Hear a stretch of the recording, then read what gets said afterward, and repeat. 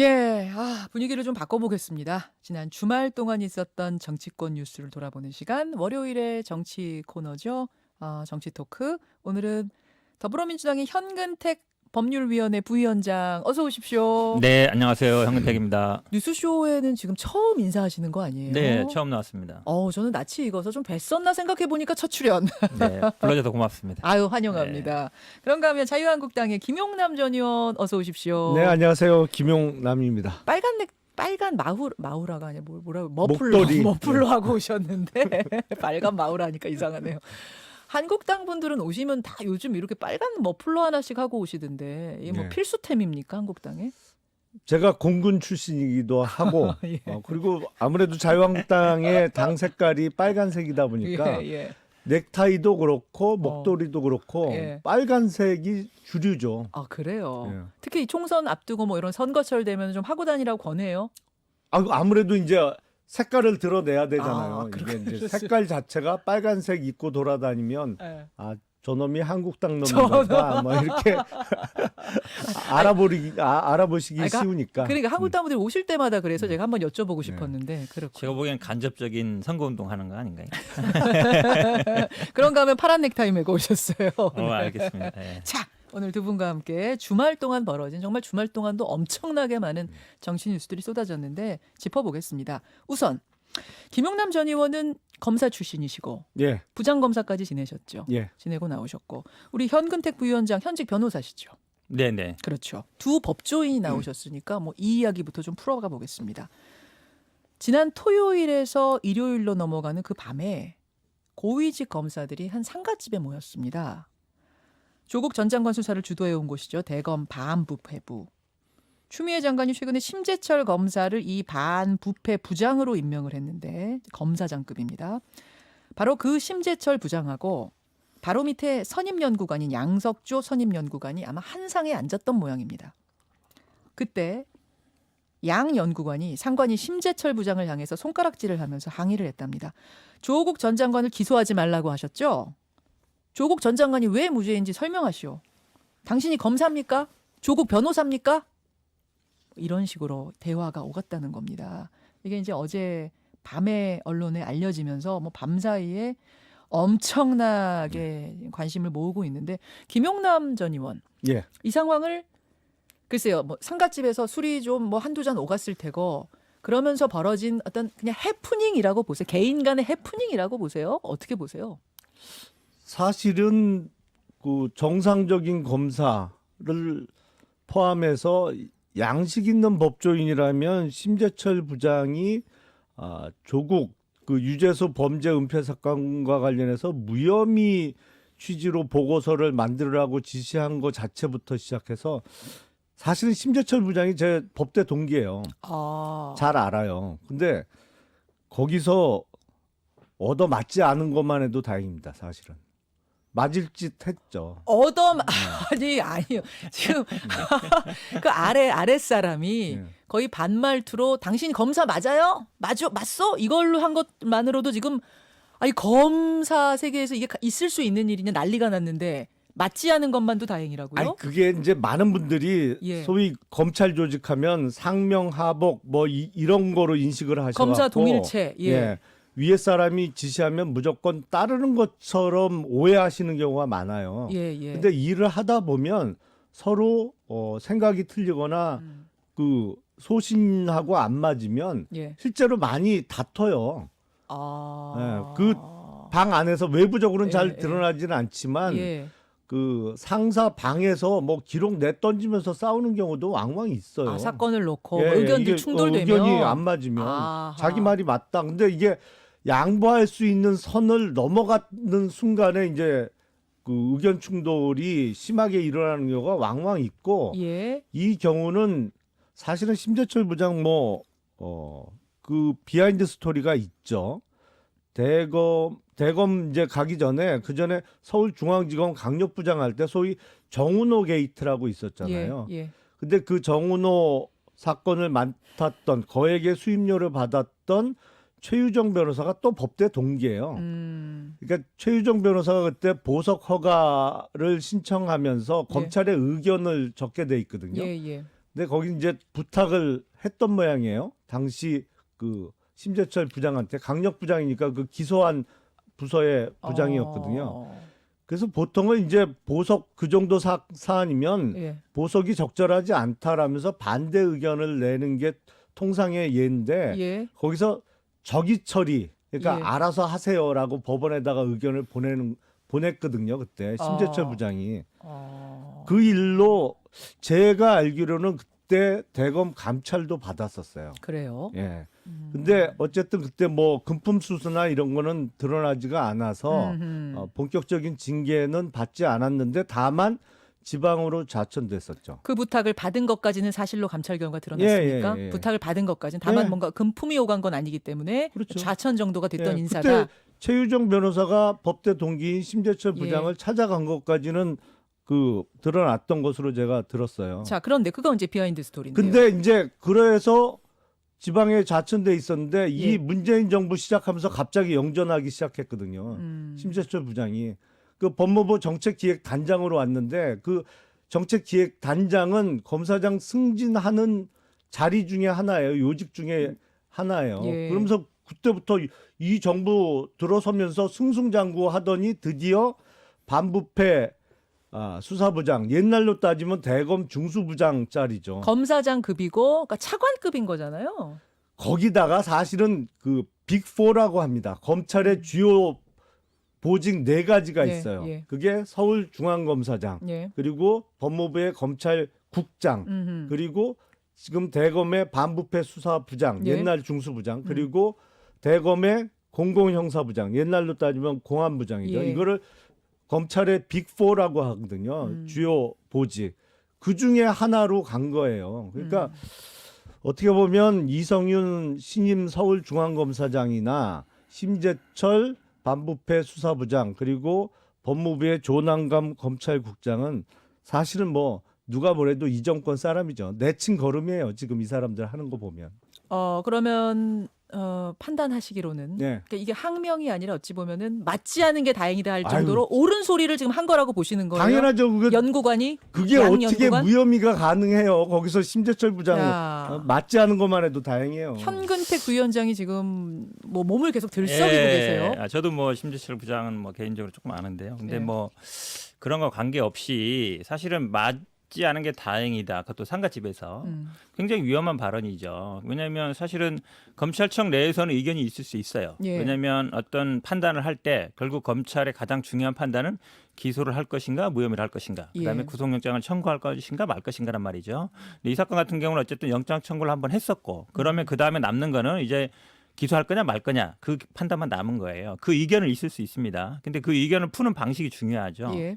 근데 사실은 이제 뭐 예를 들어서 이 뭐 대검 부장이기 때문에 지휘권은 있단 말이죠. 그러면 거기서 의견은 갈릴 수 있어요. 예. 회의석상에서 뭐 서류가 나갈 수도 있고. 어. 근데 여기는 사실은 공개된 장소였습니다. 기자들도 그 앉아 기자들도 있는 있었어요. 법조 출입 기자들도 상가였죠. 있었단 말이죠. 예. 그리고 지금 기수로 보면은 뭐 기수가 중요한 건 아닙니다만 아하. 2기수 위에요. 맞습니다. 나이는 5살 위에고요. 4살 차이. 4살 차이 정도 되죠. 그렇게 되면 저는 아마 좀 누구 들으라고 한 얘기 아닌가 싶어요.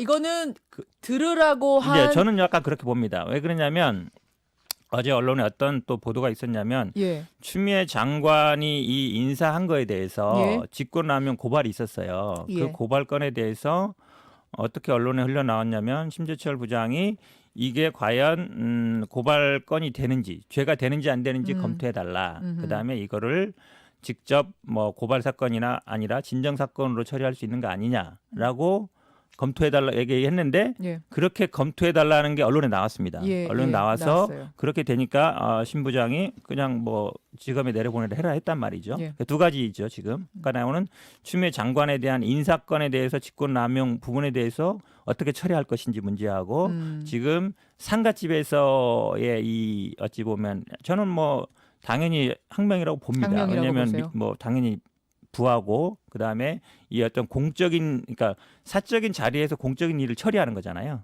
굳이 그럴 필요 없거든요. 회의석상에 하면 돼요. 거기서는 사실은 온 목적이 그 어쨌든 기소할 거냐 불기소할 거냐를 논의하는 자리가 아니라 예. 상가집은 상가집에 가서 그거를 조의하기 온 자리잖아요. 예. 나중에 회의를 하면 되죠. 못 만날 사이도 아니고 항상 만나는 사이고. 어. 저는 그래서 두 가지 뉴스를 보면서 지금 중요한 게 어쨌든 기소 불기소도 있지만 이제 오늘 뭐 아마 검찰 인사위원회를 하면 인사를 할 거란 말이죠. 하겠죠. 그럼 인사 부분에 대해서 지금 이 지금 항의한 사람도 아마 대상이 될 수 있어요. 예. 차장급이니까 예. 차장 부장급이 아마 인사 대상이라 그러는데 지금 본인들은 일단 남겠다고 했고 윤석열 총장도 남게 해달라고 했단 말이죠. 그러면 예, 그대로 좀 남게 해달라. 그렇죠. 한지 근데 얼마 안 어쨌든 됐다. 그렇죠.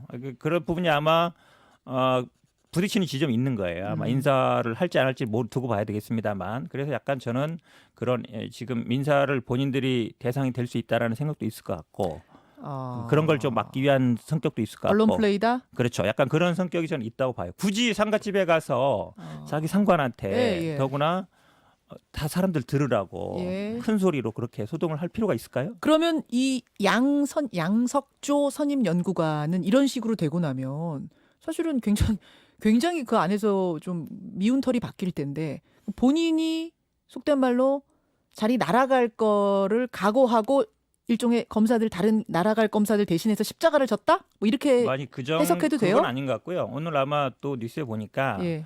윤석열 총장이 지금 지금 사실은 조국 전 장관 관련 사건이 3개입니다. 예. 일가 사건이 있었고 감찰 무마 사건이 있었고 예. 어쩌면 하명 수사와 지금 선거 개입 사건이 있었어요. 예. 앞에 2개. 그러니까 조국 장관 일가 사건과 그다음에 그 감찰 무마 사건 어느 정도 끝났어요. 그다음에 지금 지금 하명 수사가 예. 있는데 예. 요 하명 수사에 대해서는 지금 대검 부장이나 중앙지검을 빼고 직접 그 담당 부장한테 수사 지휘를 하고 있다고 하고 있거든요. 예. 어찌 보면 지금 검찰 내에 그러니까 기존에 윤석열 사단이 있던 사람들과 이제 새로 임명되는 사람들 사이에 예. 엇박자가 나고 있는 거죠. 엇박자가 나고 있어서 그거를 계속 윤석열 총장은 지키고 싶은 것이고 그다음에 지금 어쨌든 새로 들어간 분들은 어쨌든 이 절차가 있잖아요. 네, 어쨌든 사실 이분도 뭐 그동안 뭐 강력 수사도 많이 해온 분이거든요. 심지철 부장 같은 경우도. 그러면 사실 거길 통해서 가는 게 맞아요. 그동안에 그렇게 했을 거거든요. 예. 한동훈 부장 있을 때는 분명히 그렇게 했을 거예요. 윤석열 총장이 한 부장한테 얘기하고 한 부장이 뭐 지검장한테 얘기하는 식으로 예. 일을 처리했을 것 같은데 예. 이제 그게 이제 안 되는 거죠. 저는 어쨌든 뭐 지금 말씀처럼 뭐 총대를 맸다라기보다는 약간 뭐 이런 인사라든지 아니면 이런 수사 지휘에 대해서 약간 뭐 저항하는 그런 모습의 하나로 보고 있습니다. 알겠습니다. 이 사건 말씀 조금만 더 드릴까요? 잠깐만요. 예. 예. 유재수 범죄 은폐 사건은 이미 검찰에서 구속영장을 청구했던 사건이에요. 예. 그리고 법원에서 물론 기각은 됐습니다만 그 기각 취지가 이게 범죄가 안 된다는 취지는 아니에요. 거기 기각사에 보면 오히려 이게 직권남용 혐의는 인정된다는 취지예요. 다만 이제 뭐 배우자가 구속돼 있고 이제 부수적인 이유로 해서 기각을 시켰는데 그러니까 이미 법원의 1차적인 판단에서 이거는 그 범죄 소명은 됐어요. 혐의 소명은. 근데 이거를 반부패 수사부장으로 가자마자 네. 무혐의 취지로 보고서를 만들라고 시켰단 말이죠. 예. 물론 그 지시에 대해서 대검 연구관들이 반발을 했죠. 그러니까 쉽게 말씀드리면 심재철 부장이 너무 택도 아닌 짓을 한 거예요. 그런 의미에서 아니 아까 이게 구속영장 청구했는데 무혐의 결정을 하잖아요. 그럼 구속영장 청구했던 검사는 그전 같으면 징계받았어요. 왜냐하면 무혐의 날 거를 구속영장 청구하는 거는 말이 안 되잖아요. 그리고 이 사건은 무혐의 처리할 수 있는 사안 자체도 아니거든요. 그러면 이게 그냥 상가에서 벌어진 하루의 해프닝이 아니라 계속 뭔가로 이어질 거라고 보세요. 단체 행동처럼. 그러니까 문제가 뭐냐면 이번 추미애 장관 인사로 요직에 발탁된 일부 친정권 성향의 정치 검사들 그리고 법원에 이번에 또 판사들 중에도 법자마자 이번 총선에 대거 출마하던데 이런 또 친문 성향의 판사들은 사실은 일종의 법조인으로서의 어떤 직업적 양심하고는 거리가 먼 사람들이에요. 조금 전에 이탄희 판사 그 부분에 대해서 막 반론하고 가셨는데. 아니 직업적 양심하고는 아주 담쌌어요. 왜냐하면 기본적인 의식 구조가 법 위의 정치예요. 정치 권력이 모든 것을 결정할 수 있고 결정해야 한다라고 생각하는 그 의식을 갖고 있기 때문에 이 사람들은 법치주의하고는 사실은 거리가 먼 사람들이에요. 그러다 보니까 들어가서 바꾸시겠다고 지금 그러고 가셨거든요. 뭘 바꿔요? 이탄희 그건 판사. 계약이지, 들어가서 계약. 사법개혁하겠다. 아무데나 개혁 아무데나 개혁이라는 단어 붙이면 안 돼요, 진짜. 뭐 그건 여하튼 알겠습니다. 개악이지. 그건 이제 그렇고. 심재철 부장도 기본적인 의식 구조부터 정상적인 검사들하고는 마찰이 있을 수밖에 없어요. 계속 제 있을 1분만 것이다. 좀 얘기할게요. 자, 1분만 하고 지금 넘어가겠습니다. 영장 청구에서 범죄 혐의가 소명됐다 그러는데 그때 사실은 직권남용에 대해서 영장정당 판사가 범죄 혐의는 소명된다. 하지만 뭐 증거 인멸이나 도망 염려가 없고 그다음에 부인이 구속된 사정도 고려했다 했는데 사실은 영장했을 때 소명된다는 정도는요 우리가 한 50% 정도로 봅니다. 반반 정도로 봐요. 그러니까 유무죄 판단은 아닙니다. 네. 실제로 구속영장이 청구돼서 구속된 사람도 실제 재판 가서 무죄 받는 경우 많이 있습니다. 왜냐하면 증거 조사를 엄격히 거친 게 아니에요. 그다음 진술이 달라질 수 있습니다. 그래서 범죄 혐의가 소명됐지만 뒤에 뭐 증거 인멸이나 도망 염려가 없다는 거는 저는 약간 그 수사 검사한테 어느 정도 좀 입서비스 차원도 있어요. 왜냐하면 여기서 범죄 혐의도 소명이 안 되고 입서비스. 증거 인멸도 우리가 없다 이래 버리면 그동안 수사 뭐하러 했냐 이 얘기거든요. 그래서 사실 유무죄 판단은 엄격하게 한 게 아니에요. 그럼 심재철 부장은 그렇게 할 수 있었다고 저는 충분하다고 봅니다. 알겠습니다. 자, 뭐 이렇게 엇갈리고 있다는 거를 여러분이 판단하시면 되고요. 다음으로 좀 부지런히 넘어가겠습니다. 주말 동안 큰 뉴스 하나 더가 있었죠. 정치권에 안철수 전 의원의 귀국입니다. 어제 오후에 귀국했습니다. 들어와서 여러 가지 질의응답들이 있었는데 잠깐 좀 듣고 올까요? 한국 사회 문제들을 먼저 고민하고 풀어내야 할 정치가 여전히 과거에 머물러 있습니다. 정부 여당은 진정 논리의 구태 정치에서 벗어나야 합니다. 진영 정치에서 벗어나 실용적 중도 정치를 실현하는 정당을 만들겠습니다. 혁신통합추진위원회가 지금 구성 중에 있습니다. 저는 관심 없습니다. 야권도 혁신적인 변화가 꼭 필요합니다. 중도 정당을 만들겠습니다. 요 메시지 하나와 보수 통합에 대해 어떻게 생각하십니까에 대해서 저는 관심 없습니다. 이렇게 두 가지가 가장 잘 들리는 메시지였거든요. 어떤 분이 먼저 좀 평을 하시겠습니까? 인상평, 감상평. 사실은 솔직히 김용남 말씀드리면 안철수 전 대표에 대해서 저도 관심 없어요. 아니 지금 한국당은 같이 보수 통합하자고 손 내밀고 있는데 김용남 전 의원 관심 없으시면 어떡해요? 개인적으로는 관심 없어요. 개인적으로는. 왜냐하면 이게 10년째 지금 수수께끼를 계속 이어오고 있거든요. 과연 안철수의 새 정치가 뭐냐?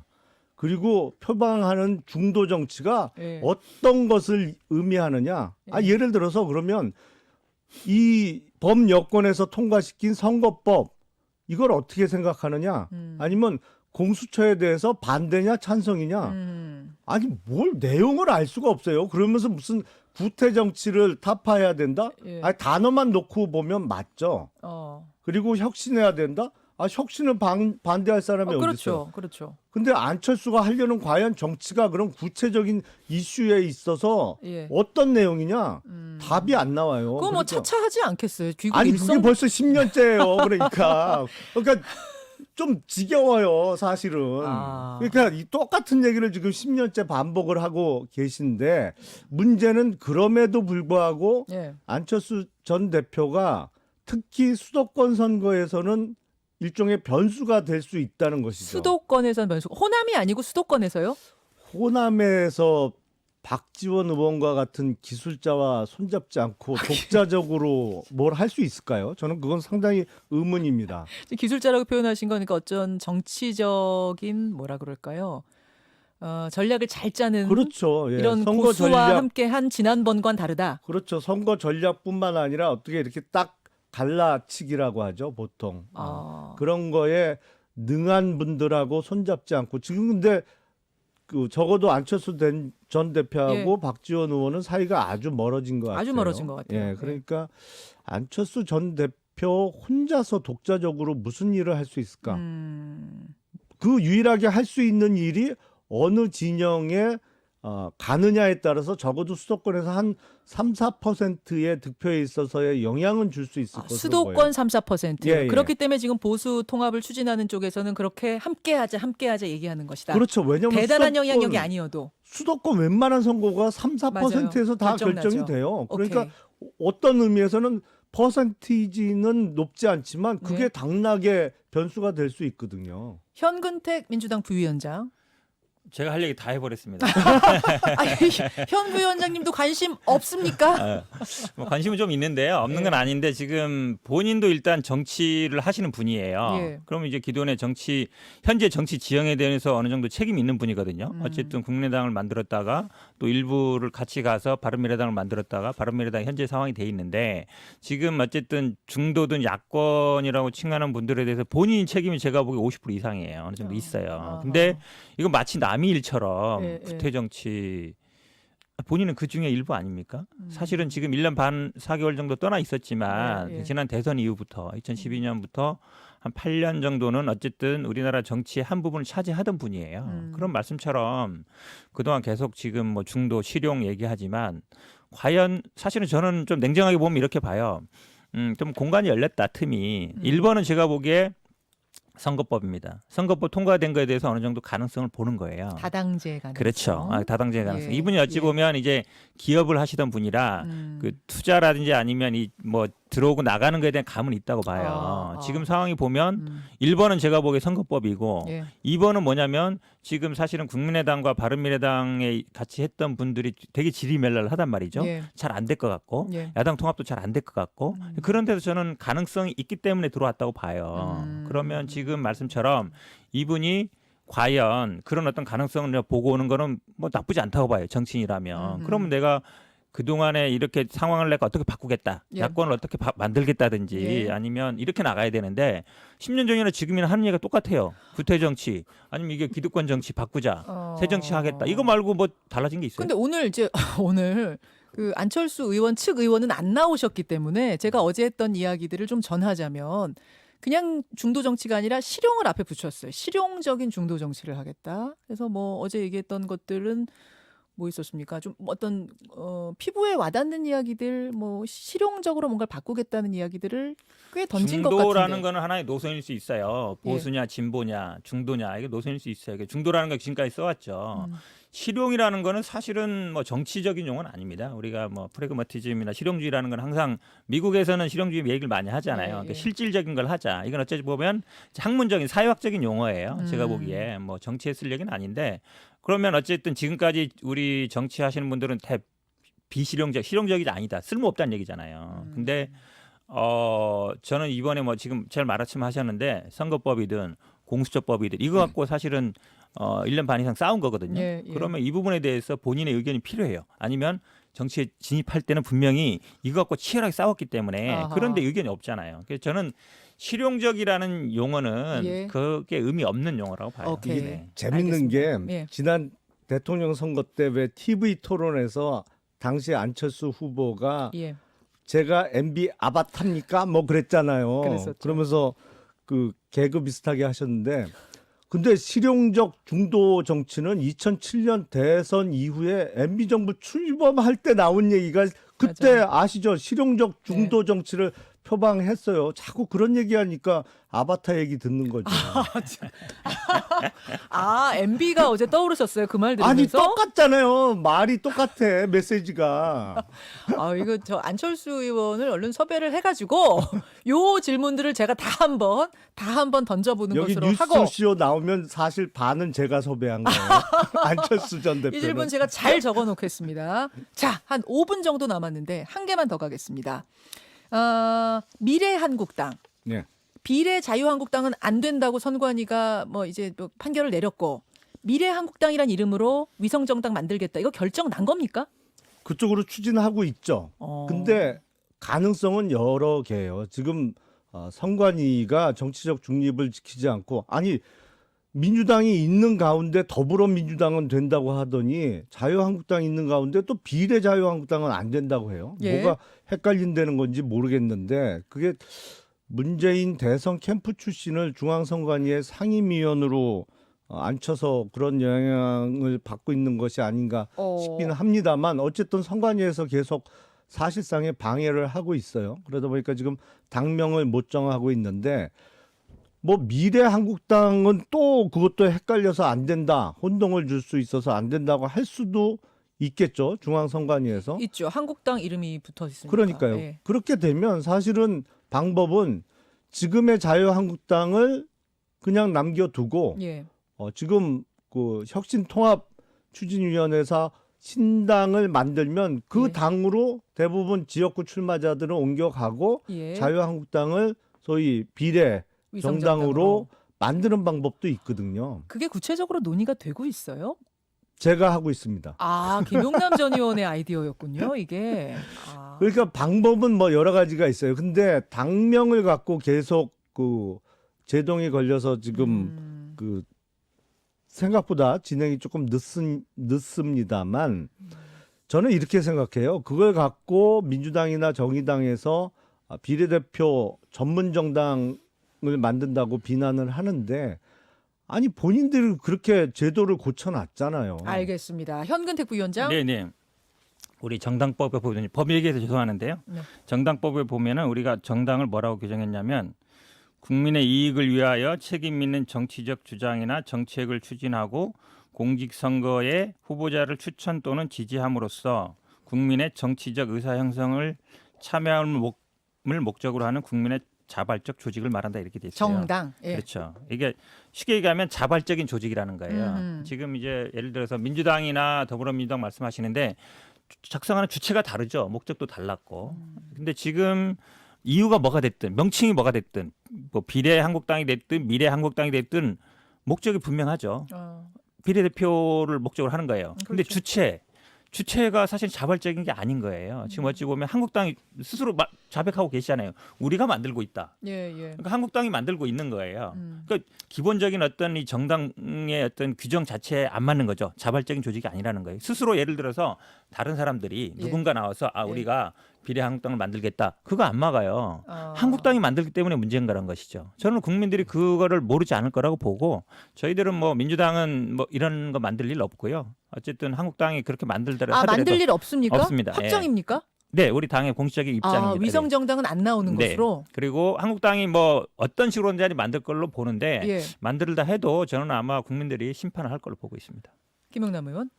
지금 심판을 정부 여당 그리고 법률권이 받을 수밖에 없죠. 사실은 정의당은 아주 극소수의 지역구 출마자를 내기는 합니다만 누가 뭐래도 비례대표 전문 정당이에요. 사실은 비례대표 당선을 목적으로 해서 지금도 입당이나 이런 것이 이루어지고 있고 대부분의 경우엔 비례대표 출마를 원하는 사람들이 모이고 있거든요. 그러니까 정의당은 적어도 비례대표 전문 정당에 대해서 비난할 자격이 없어요, 사실은. 그리고 이게 대통령제하고 하나도 맞지도 않는 이상한